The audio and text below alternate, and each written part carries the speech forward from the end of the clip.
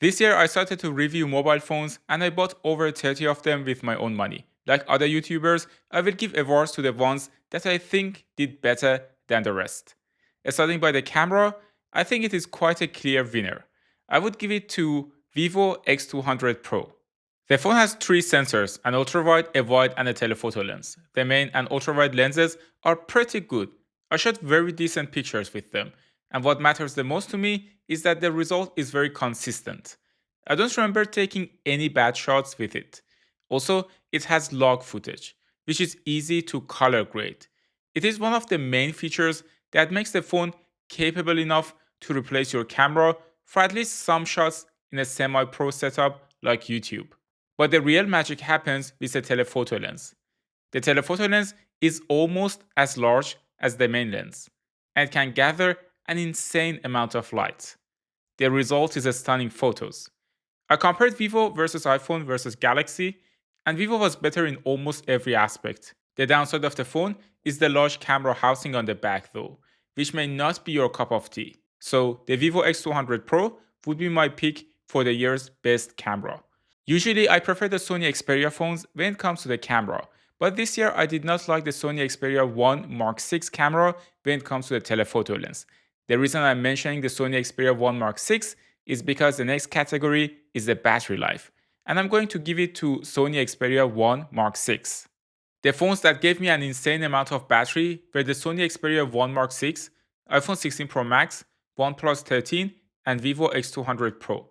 I compared Vivo and iPhone in a day in the life category, and Vivo had a better battery percentage by the end of the day. I did the same between Vivo and OnePlus, and Vivo again won. I did not compare Vivo directly to Xperia, but the battery life I got from Xperia was crazy. It is for two reasons. For one, Xperia is underclocking the Snapdragon and is very aggressive in battery saving. And for two, the screen resolution is low, which greatly helps battery saving. In GSM Arena, for example, it got a score of 17.5 hours. Insane. The best battery life of the year goes to Xperia 1 Mark VI. Larger phones usually have a better camera and a better battery life because they are just larger, while compact phones have a smaller battery size and a smaller camera. Therefore, we should compare them in their own league. For the best flagship battery life on compact phones, it is a simple decision. The Xiaomi 15, this is 5400 mAh battery, will give you hours more juice by the end of the day. I compared these phones with the second best compact phone I tested this year, the Galaxy S24 Snapdragon, and the Xiaomi 15 had 24% more battery remaining by the end of the day. Other compact phones with good battery life includes the Galaxy S24 Snapdragon and Pixel 9. The battery life on the iPhone 16 and the Galaxy S24 Exynos was disappointing in my test. For the best camera for the smaller phones, the Pixel 9 Pro and iPhone 16 Pro has a telephoto lens, but they are also quite expensive. On the other hand, the Xiaomi 15 and Galaxy S24 also has a telephoto lens, but they are more affordable. I feel that Pixel went too far with computational photography this year, and I'm not a big fan of the pictures. The iPhone 16 and iPhone 16 Pro have issues with green light reflections, which ruins many of my night shots.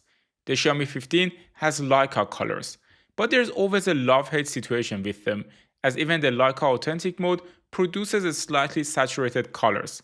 I would pick the Galaxy S24 as the best camera in a compact form factor, since it checks most of the boxes and has no obvious flaws in the camera system. When it comes to the best performance of the year, we have three candidates. We can either go for Dimensity 9400 or Apple A18 Pro or Snapdragon 8 Elite. And from my experience, the Snapdragon 8 Elite had a slightly edge over the other two. Therefore, I'm gonna pick the OnePlus 13 as the best performance of the year. I also tested the Exynos 2400, a Snapdragon 8 Gen 3, and Tensor G4, but they didn't match up to the top three. This year, the MediaTek Dimensity 9400 is very competitive, and I got great performance, especially for graphics on the Vivo X200 Pro. The A18 Pro in the iPhone 16 Pro Max is very power efficient, keeping the phone cooler and delivering sustained performance. The Snapdragon 8 Elite is both powerful and efficient. In my comparison of the Snapdragon 8 Elite versus the Snapdragon 8 Gen 3, the Elite was not only more power efficient, but also up to 50% more powerful in some tests. I found OnePlus and iPhone on par performance-wise. I will publish the video next week, so please tune in. If I had to pick one phone, I would pick the OnePlus 13 with a Snapdragon 8 Elite as the best performance of the year. The next category is thermals. It is not easy to increase the performance without overheating. And from my experience, the iPhone 16 Pro Max had the best thermals this year. Good thermals depends on many factors. First, bigger phones often have better thermals because they have more space for heat dissipation. Second, the size of the vapor chamber and how cooling is managed inside the phone make a significant difference. Gaming phones like the ROG series would likely outperform mainstream phones in this regard, but I didn't test those this year and they are very niche. I bought all of these phones with my own money that you saw in the channel this year, and it was quite expensive. I lost actually €2,000 this year alone running the YouTube channel, so everything that I earned minus what I spent is like minus €2,000. So I'm like losing money basically running the channel. It's not a problem right now, but like long term, that could be a problem because right now it's an expensive hobby, right? I'm trying to change it a bit. I try to be a bit smarter on the phones that I purchase and when to sell them and stuff. I also ran a YouTube program, like a membership program for $2.99. You can join if you want to additionally help the channel. On top of that, just watching the video, just liking them, just leaving a comment, just subscribing helps a ton. So thank you for like just watching the video. I really from the bottom of my heart are thankful to you for watching the videos, for trusting the channel, and that's enough for me. Let's get back to thermals. Some phones don't qualify for this category. For instance, the Galaxy S24 Ultra with a Snapdragon 8 Gen 3 often got noticeably hot in my hands. Similarly, most compact phones tend to overheat. The two phones with the best thermals were the OnePlus 13 and the iPhone 16 Pro Max. But the iPhone was slightly better. I never experienced a single overheating issue with the iPhone 16 Pro Max, even while gaming on max setting. I would pick the iPhone 16 Pro Max as the coolest phone of the year. It's hard to beat a company that designs its own chipset, software, and hardware. The next category is mid-range phones. I did not review as many mid-range phones as I wanted to for the reason that I told you. I try to be very selective on the phones that I buy, but there were two phones that really caught my attention. One of them was Galaxy S24 FE and the other one was Xiaomi 14T. The Galaxy S24 FE is a decent phone with solid battery life, no overheating despite using an underclocked Exynos, and all of the AI features you expect from Galaxy phones. However, it falls short in two areas compared to the Xiaomi 14T. First, the telephoto sensor on the Xiaomi 14T is significantly larger and has better resolution. Second, in my battery test, the Xiaomi 14T performed slightly better. For these reasons, I picked the Xiaomi 14T as the best mid-range phone of the year. Sometimes it's not about how good the phone is, but what value it is creating for you based on the dollar that you're spending. And I have a very good example of it somewhere here. And yeah, it's here. It is Galaxy A55. I've seen this phone go for as low as €300, which is incredible. It features a respectable 50 megapixel Sony main sensor, similar to the one on the Galaxy S24. Decent battery life, no heating issues, reliable reception, and a display that is perfectly fine for the price.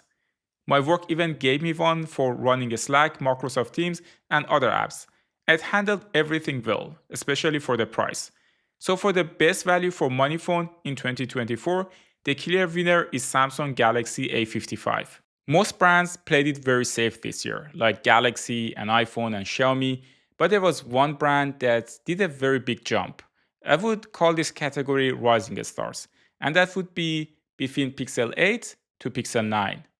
I like many things about this phone. The display is the new M14 from Samsung and it's one of the best displays I've seen. There is the new ultrasonic fingerprint scanner, and in general, the look and feel of the device improved greatly over the Pixel 8. The heat management is better, and the signal strength is also improved. I think Pixel is finally becoming exciting, and with a new processor next year, it can be a serious competitor to Apple and Samsung. There's a cinematic award called Raspberry Award that is for the failure of the year. So usually you choose the most failed cinematic movie of the year. It's not the worst movie of the year, it's the failure of the year. There's kind of a difference. If you know this channel, you know the phones that I'm gonna pick. Galaxy S24 Exynos and iPhone 16. The Galaxy S24 Exynos is not a terrible phone. It has a nice 120Hz display. It is compact and it even won the Best Compact Camera Award. But it is utterly disappointed that Samsung decided to use different chipsets in different areas. In my test, the Exynos version consistently had 20% less battery life than the Snapdragon version. I also experienced weird connection issues in rural areas in Europe and overheating during Google Meets and video calls. However, I think there is a phone that's even bigger failure, the iPhone 16. The iPhone 16 does have funky colors and I love the reliable software, but in almost every other way, it is a disappointment. The display is still 60Hz, which feels criminal in 2024. There's a useless camera button on the side that's more annoying than helpful. I've yet to find a single good use for it. The camera performance is underwhelming, with green dot reflections ruining most photos, day or night. The battery life is also poor, coming in second to last in the compact category. Even though Daria loves this phone, for phone nerds, the iPhone 16 is undeniably the failure of the year. And now we will go to the moment that you were all waiting for, the phone of the year. I have 5 candidates. The phones that really caught my attention was Xperia 1 Mark 6, Galaxy S24 Ultra, iPhone 16 Pro Max, OnePlus 13, and also Vivo X200 Pro. The Galaxy S24 Ultra launched in January, and I've been using it daily. I love this phone for 2 reasons, the S Pen and the anti-reflective display. The S Pen is unique, and it's been so useful that I have stopped carrying a notepad altogether. The anti-reflective display is also something I appreciate daily. It even feels like it reduces eye strain, though that might just be my imagination. Historically, I've always used Xperia phones as my main device. When the Xperia 1 Mark 6 came out, I bought it immediately. I loved the design, the white color, the textured back, the variable zoom lens, the battery features, and the clean operating system. However, the camera app was buggy during my test, and the variable zoom lens didn't perform as expected. I ended up selling it and switching back to Galaxy. Next, I tried the iPhone 16 Pro Max. The battery life is amazing, and being in the Apple ecosystem had perks, especially for connecting with my Mac Mini and MacBook. However, 2 major flaws were the green dot reflections on the photos and my preference for Android over iOS. OnePlus 13 was another great phone this year. The performance is the best. The UI is smooth, the camera has jumped a lot over the last generation, and it is a well-rounded phone. That said, the video recording is a bit of an issue.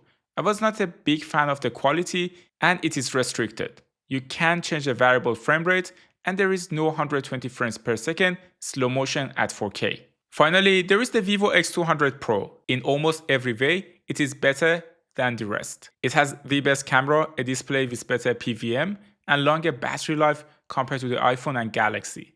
The battery life is almost the best I've had. Only Xperia gives a better battery life, but at the expense of resolution and performance. I would pick Vivo X200 Pro as the best phone of the year. So here you have it, the phone of the year is Vivo X200 Pro. I really enjoyed using this phone for the past 2 to 3 weeks. The camera is just incredible.